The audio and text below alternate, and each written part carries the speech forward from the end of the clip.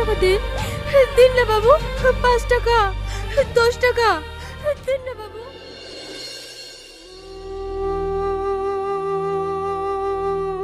চাচি কি বলছিলেন?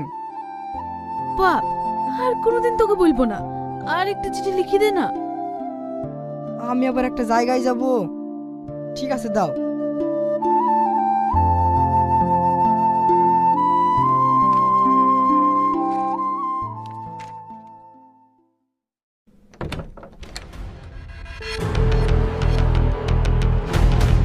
আজ তোমার জন্য আমার মা রাস্তা রাস্তা ভিক্ষা করছে, আর তুমি আমার মার হাত থেকে 5 টাকার নোটটা কেড়ে নিলে। হ্যাঁ নিলাম, সামান্য একটু ভিখারিকে 500 টাকা দিতে হবে?